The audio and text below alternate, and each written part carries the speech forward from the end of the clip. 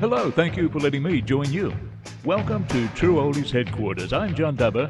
I've been broadcasting on radio and now on YouTube for over 40 years. Always playing only the oldies. And now we follow the Doo-Wop trail through the Midwest of the USA. We'll be visiting some legendary record stores. Hope you come along. Well, if you ever plan to motor west, Jack, take my way, it's the highway, that's the best. Get your kicks on Route 66.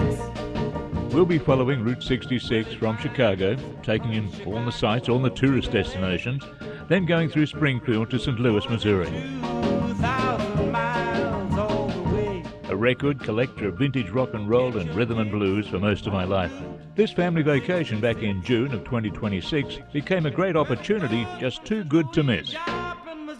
Oklahoma City looks so pretty, you see. The first record stop on the Doo-Wop Trail was the legendary Record Exchange in St. Louis. Flagstaff, Arizona, don't forget. And for oldies music fans, this store would never fail to impress. Get hip to this kindly tip, Jack, and take that California trip. Get your kicks on Route 66.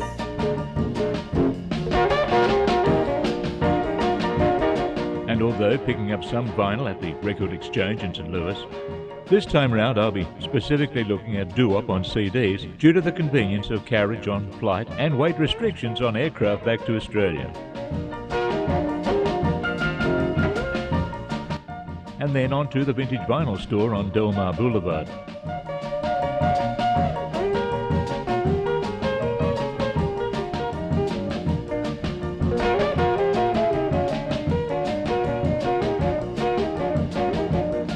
Well, it goes through St. Louis, Joplin, Missouri, Oklahoma City looks so pretty, you see. Amarillo. And the nearby acknowledgement to St. Louis's own Chuck Berry at the Blueberry Hills Bar and the Chuck Berry statue. Melodies and Memories in Bowling Green, Kentucky was a store that did not provide me with any super finds. It certainly was a store of certain charm with displays of various collectibles and memorabilia. Way down in Bowling Green, prettiest girls I've ever seen. A man in Kentucky. Then onwards to Mellow Matt's Music and Memories at the Twin Oaks Centre in Bowling Green, where I did enjoy successful finds, and where some CDs sold as low as 49 cents each and 45s at just 25 cents apiece. A man in Kentucky sure is lucky. In Bowling Green you walk your own line. Kentucky sunshine makes the heart unfold. It warms the body, and I know it. One wonderful day in Columbus, Ohio, with fellow old-time radio disc jockey Chuck Taylor, where we both discovered that the acclaimed Elizabeth's Record Store outlet does no longer exist as a storefront operation. Laurel to Sunset, freeway to Culver, racing my MG down to MGM. Sitting in makeup, Nail City Records in Wheeling, West Virginia, I approached with high anticipation. A store of large and varied rooms on a third-floor location was, however, in the process of moving premises with boxes of product unavailable to search. As of this date, the store is temporarily closed due to the shift. When the new store opens, you may find something there.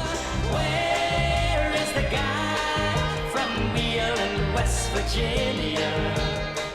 Why did he have to roam so far away from Wheeling, West Virginia? On to Pittsburgh, and truly living up to its reputation as one of the great record outlets in the USA was Jerry's. There's a pawn shop on a corner in Pittsburgh, Pennsylvania. And I walk up and down neath the clock.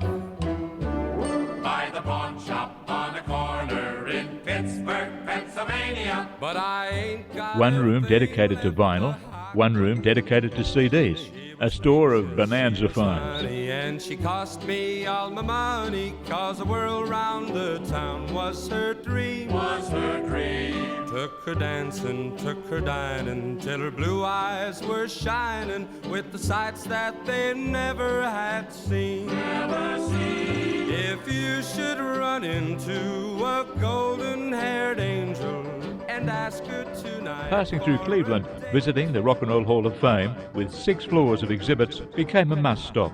Although not all floors would prove of interest to vintage rock and roll music fans, there was on display some marvellous memories and reminders of the rock and roll legends of yesteryear. A comprehensive dial-up of all the artists that have appeared on Saturday Night Live television prompted the thought that television appearances could be expanded to embrace music clips from perhaps the Ed Sullivan Show, perhaps the Ted Mack Amateur Hour programs, and Dick Clark's vintage music clips. There was, however, many exhibits to interest oldies music fans, from root musics to the true legends of rock and roll. Plenty at the Rock and Roll Hall of Fame to hold one's interest.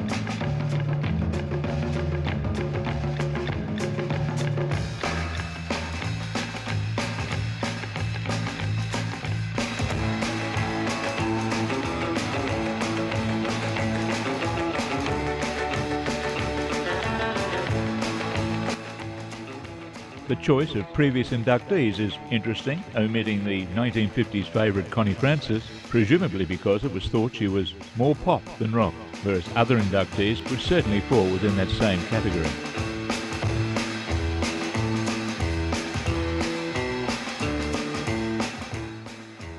The Rock and Roll Hall of Fame in Cleveland is a highlight for all music fans of all ages and all genres, and of course a large gift shop and cafe to take care of your other needs.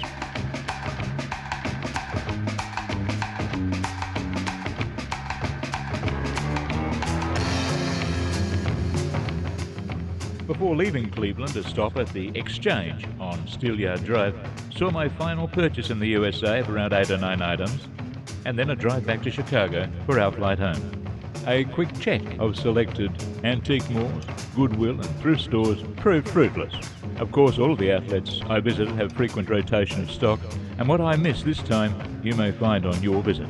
Thank you for being with me as we visited some of America's most famed record outlets, and if you're a fan of great oldies music, we certainly would love to have you come along to like and subscribe to True Oldies Headquarters, where we give you the very best of rock and roll, vintage rhythm and blues, and popular music. Thank you for allowing me to share this time with you.